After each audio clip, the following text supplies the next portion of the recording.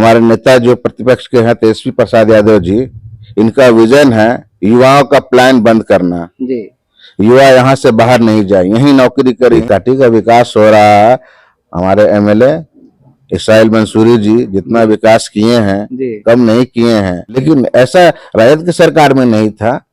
सब मिलजुल कर रहते थे, क्या हिंदू क्या मुसलमान पता ही नहीं चलता था। इस न्यूज के प्रायोजक है उषा फर्नीचर।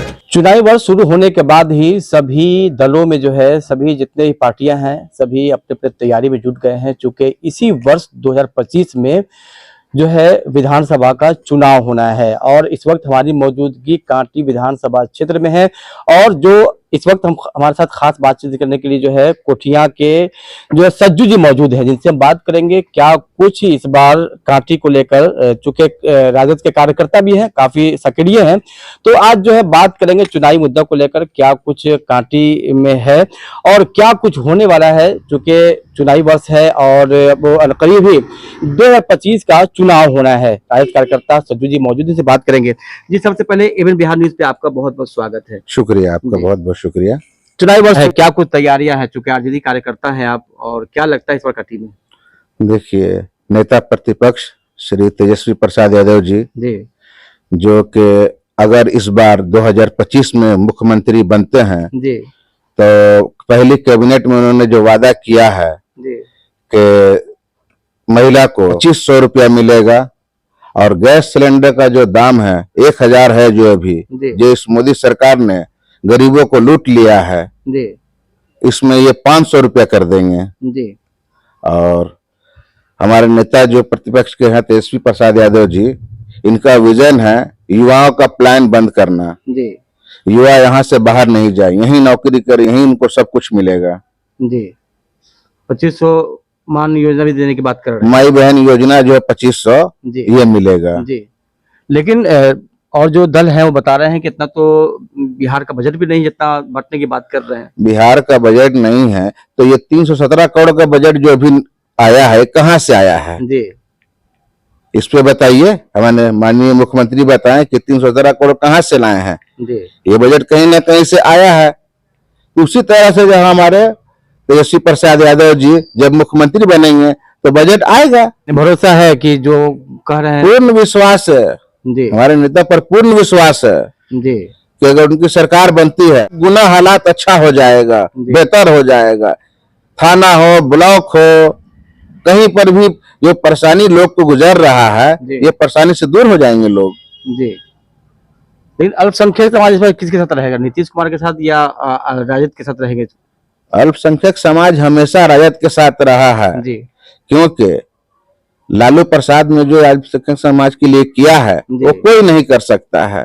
उनके आने से ये सब बदल चुका है और आशा करते हैं कि हमारे नेता प्रतिपक्ष तेजस्वी यादव जी अगर मुख्यमंत्री बनते हैं तो फिर से राजद का बोलबाला रहेगा जी। और किसी भी आम जनता को कोई परेशानी नहीं होगी, ना ब्लॉक में, ना थाना में, ना हॉस्पिटल में जी। समस्या खत्म होगी, समस्या पूरी तरह से खत्म हो जाएगी। बदलाव होगा इस बार, बिल्कुल बदलाव होगा। जनता त्रस्त हो गई है इस सरकार से, घबरा गई है जी।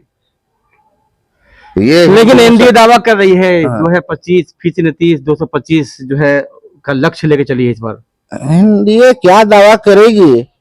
एनडीए तो सिर्फ हिंदू मुसलमान करेगी, दूसरा तो उसके पास कोई विजन है नहीं जी। हिंदू और मुसलमान को लड़ाओ, अपना काम करो, जनता के लिए तो कुछ सोचना है नहीं जी। आज जनता का क्या हालत है, एक दूसरे में जो प्यार मोहब्बत था वो तो खत्म हो रहा है। अब नफरत से देखते हैं एक दूसरे को लोग जी।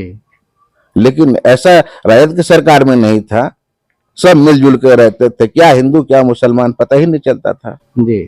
एनडीए की सरकार में तो साफ पता चलता है कि हिंदू है वो मुसलमान है, आपसी कोई ये नहीं है, आदमी को मेल मिलाव नहीं है।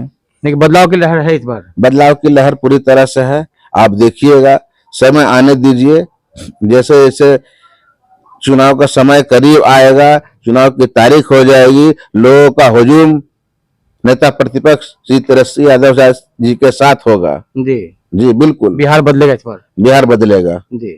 बिहार बदल चुका है, वो तो पिछले बार ही 2020 में ही बदल चुका था, ये बन जाते हमारे नेता प्रतिपक्ष तेजस्वी यादव ही बन जाते सीएम। लेकिन ऐसे 15 सीट में जहां मार्जिन को कम कर दिया गया और उनको हराने का काम किया, 2020 में ही वो मुख्यमंत्री बन जाते हैं, लेकिन उनको हराया गया जानबूझकर कि ये आ जाएंगे तो गरीबों का मसीहा। लालू जो थे उनका बेटा भी गरीबों का मसीहा हो जाएगा। 2025 में बदलाव होगा इस पर? बिल्कुल बदलाव होना है, ये तय है। जनता चाहती है कि बदलाव हो। कांटी का विकास कैसे देख रहे हैं? चूंकि कांटी का विकास हो रहा है, हमारे एमएलए इसराइल मंसूरी जी जितना विकास किए हैं कम नहीं किए हैं। कहाँ कोई चबूतरा बनाया, कहाँ कोई चापाकल हलवाया। आज सार्वजनिक स्थान पर भी चापाकल हल रहा, मंदिर पे भी हल रहा, मस्जिद पे भी हल रहा, और हर एक माई स्थान को चबूतरा करा चुके हैं।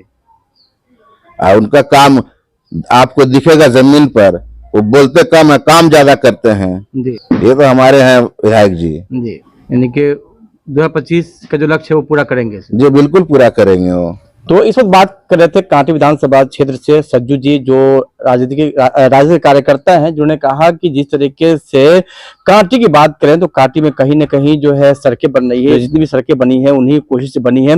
और वहीं इन्होंने ये भी कहा है कि जिस तरीके से जो है हमारे नेता प्रतिपक्ष तेजस्वी यादव जो बोलते हैं वो करते हैं, और जिस तरीके से उनकी घोषणाएं हैं माई बहन योजना, गैस सिलेंडर और 200 यूनिट बिजली फ्री को लेकर, तो सज्जू जी का साफ तौर पर कहना है कि अगर हमारी सरकार बनती है तो जो हमारे नेता कहे हैं वो पूर्ण रूप से जो है जीतने के बाद, यानी कि कुर्सी बैठने के बाद जो है सभी माए बहन को 2500, वृद्धा पेंशन जो है 1500 और जो गैस सिलेंडर है वो 500 रुपए में मिलेगा और बिजली जो है 200 यूनिट जो है फ्री दी जाएगी।